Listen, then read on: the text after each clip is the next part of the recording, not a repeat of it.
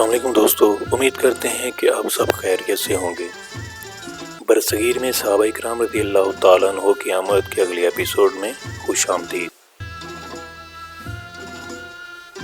دوستو، حضرت حکم بن عمر سلبی غفاری رضی اللہ تعالیٰ عنہ مشہور صحابی رسول ہیں۔ آپ نے بھی برصغیر پاک و ہند کے بعض علاقوں میں تبلیغ دین کا کام کیا۔ آپ علم و عمل اور فضل و شرف میں بڑا ممتاز مقام رکھتے تھے۔ آپ نے حضور نبی کریم صلی اللہ علیہ وآلہ وسلم سے حدیث کی روایت بھی کی ہے۔ آپ قبیلہ بنو غفار کے مشہور شاخ بنو سلب سے تعلق رکھتے تھے۔ آپ اعلیٰ درجے کے منتظم تھے، کئی علاقوں کی امارت پر فائز رہے۔ آپ کی عسکری قابلیت قابل رشک تھی۔ اپنا آبائی علاقہ چھوڑ کر آپ نے بصرہ میں مستقل سکونت اختیار کر لی تھی۔ سیدنا عمر فاروق رضی اللہ تعالی عنہ نے 17 ہجری میں آپ کو مکران کا امیر مقرر فرمایا۔ اپنی امارات کے دوران آپ نے مکران اور اس کے نواح میں دین حق کی ترویج کے لیے بہت سے اقدامات کیے، جن میں سے ایک یہ تھا کہ آپ نے پورے مکران کو فتح کرنے کے لیے نئے سرے سے جہاد کا آغاز فرمایا۔ اس تگ میں اللہ تعالیٰ نے آپ کو جلد کامیابی عطا فرمائی۔ تھوڑے ہی عرصہ میں پورا مکران اسلامی عساکر کے ہاتھوں مفتوح ہو گیا۔ اس زمانے میں وہاں کا حکمران راجہ راسل تھا، جو ایرانی بادشاہ کا باج گزار تھا۔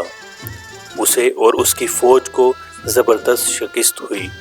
مسلمانوں کو بہت سا مال غنیمت حاصل ہوا، جس میں چند ہاتھی بھی شامل تھے۔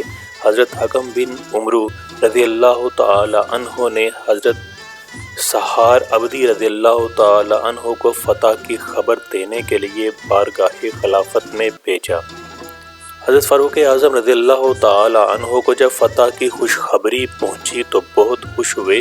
حضرت سہار عبدی رضی اللہ تعالی عنہ سے وہاں کے حالات کے بارے میں پوچھا۔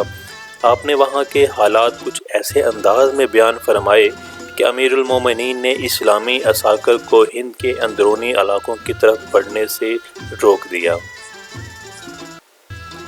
حضرت حکم بن عمر سلبی رضی اللہ تعالی عنہ عہد معاویہ رضی اللہ تعالی عنہ میں خراسان کے والی مقرر کیے گئے۔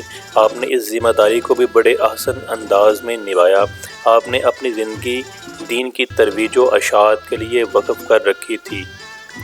آپ کا شمار برصغیر پاک و ہند کے اولین مسلم فاتحین میں ہوتا ہے۔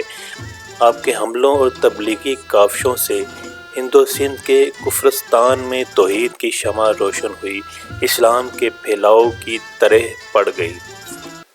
ہندی اقوام دین فطرت سے روشناس ہوئیں۔ دین اسلام کے مبلغین کے لیے برصغیر پاک و ہند میں تبلیغ و اشاعت اسلام کے راستے کھل گئے۔ آپ بڑے زبردست مدبر تھے۔ زندگی کے مختلف ادوار میں آپ کو کئی علاقوں کی امارت سونپی گئی۔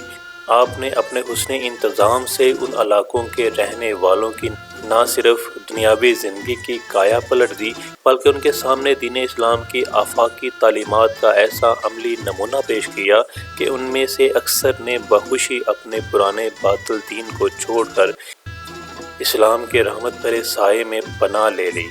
آپ کی وفات 50 ہجری بروایت، دیگر 51 ہجری میں خراسان میں ہوئی۔ دوستو، یہ تھی ہماری آج کی ویڈیو۔ امید کرتے ہیں کہ آپ کو پسند آئی ہوگی۔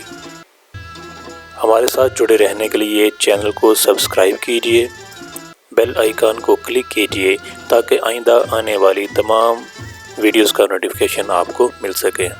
فی امان اللہ۔